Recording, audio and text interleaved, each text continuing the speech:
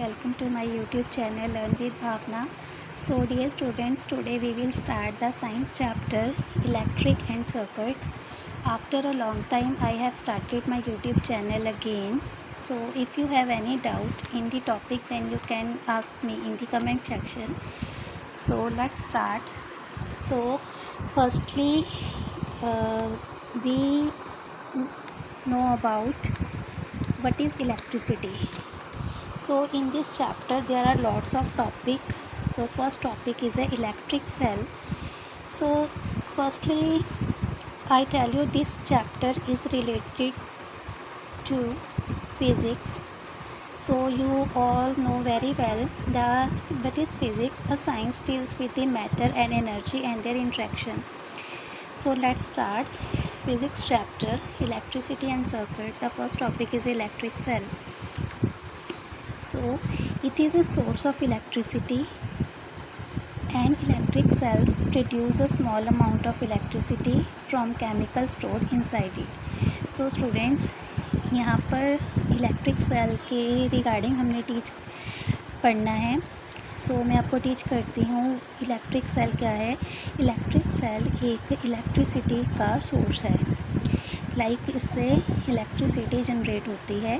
So an electric cell produce small amount of electricity. एक electric cell small amount में electricity को produce करता है from chemical stored inside it. और वो प्रोड्यूस कैसे करता है कि उसके इंटरनल एक केमिकल स्टोर होता है, उसकी हेल्प से सो इलेक्ट्रिसिटी प्रोड्यूस होती है किसी भी इलेक्ट्रिक सेल में.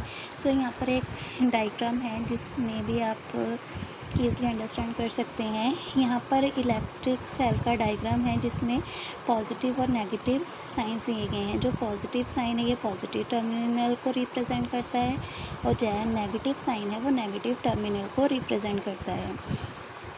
सो when the chemical in the electric cell are used up, the electric cell stops producing electricity. जब ये अगर कोई सेल वर्क कर रहा है तो उसमें क्या है, जो केमिकल है वो फुल है, लेकिन अगर वो जो केमिकल है अगर ख़त्म हो जाए तो जो हमारा इलेक्ट्रिक सेल है वो वर्क करना बंद कर देता है.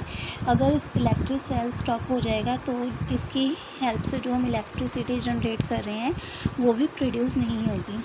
सो साइंटिफिकली हम इसका सिंबल रिप्रेजेंट करते हैं. एक जैसे हमने एक लॉन्ग लाइन लेनी है और एक शॉर्ट लाइन लेनी है.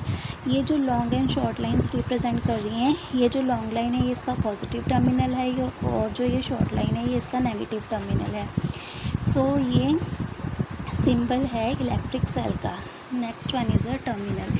टर्मिनल क्या है? All types of electric cell have two terminal. जितने भी इलेक्ट्रिक सेल्स हैं सब में ही 2 टर्मिनल्स होते हैं, a positive terminal and a negative terminal. एक पॉजिटिव टर्मिनल होता है जिसको हम प्लस से रिप्रेजेंट करते हैं, और दूसरा नेगेटिव टर्मिनल होता है जिसे हम नेगेटिव के साइन से रिप्रेजेंट करते हैं. The metal cap and the metal disc are positive and negative terminals respectively. So यहाँ पर आप देखिए, यहाँ पर एक मेटल कैप को रिप्रेजेंट किया गया है. जब हम सेल देखते हैं तो उसके इस एंड को अगर ध्यान से देखा जाए तो यहाँ पर एक पोर्शन होता है जो बाहर की तरफ है, तो इसे हम पॉजिटिव टर्मिनल बोलते हैं. और यहाँ पर एक मेटालिक डिस्क शो होती है जिसे हम नेगेटिव टर्मिनल बोलते हैं. So electric cell are used in alarm, clock, wrist watches, radios, cameras except remotes. तो इलेक्ट्रिक सेल को हम अलार्म्स में यूज़ करते हैं, क्लॉक्स में, रिस्ट वॉच में, रेडियोज़ में और कैमराज में हम इसे यूज़ करते हैं. So next is a bulb. So we get light from a teeny wire inside the gas cover. This is called filament. So जब हम